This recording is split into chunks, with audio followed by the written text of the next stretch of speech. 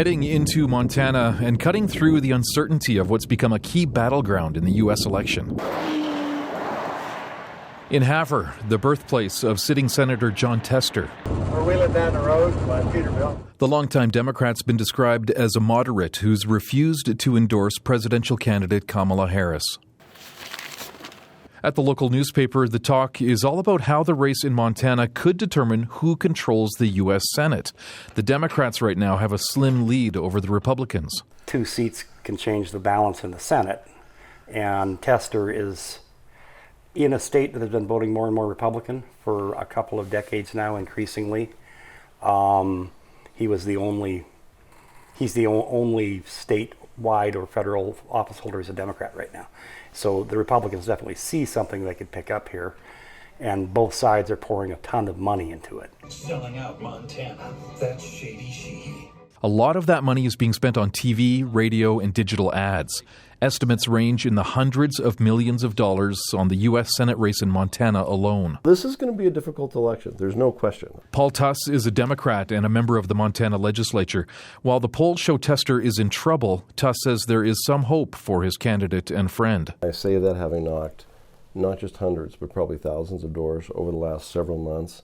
There are a lot of people that are not yet decided for whatever reason. While Donald Trump is heavily favored to win in Montana, Tuss says it's not uncommon for voters to vote for a Republican president while backing Democrats in other races. Montanans are fairly comfortable with ticket splitting, and in a lot of ways, I think in our DNA, it's about who gets the job done. And I think that Senator Tester has proven that he does a great job of getting the job done. But not everyone agrees. We bumped into the former mayor of Havre. He's voting for the Republican candidate, Tim Sheehy, a former Navy SEAL who's been questioned about claims that he was shot while serving in Afghanistan. You can say all the negative things you want about him, but he gave a lot to the country. Navy SEALs are phenomenal. We pride ourselves in what we do, and we get it done, and he will get it done. Down the highway in Bozeman, an election that's taking a toll on some. And it's sickening, the amount of money spent. I'm kind of nervous about the election. I've been reading the polls, and it's not looking too good for Kamala. There's a lot of, fear-mongering that goes on, so it's both sides have a lot to say about the other side, of course, which is how they always go. I think it is difficult to get, the actual policies out. This political scientist says Montana is changing. We've seen a great deal of growth in the population here in the state. He says the state is becoming more red. More Republicans are moving here than Democrats. And he says it's one of the reasons fewer Democrats hold office and why Jon Tester is trailing in the polls. Sort of anecdotally, I think the story is voters from areas of California, maybe eastern Washington, eastern Colorado, where the political dynamics of the state have shifted to the left. Voters that feel disaffected in certain parts of those states are coming to Montana because they see it as a place that's more aligned with their politics.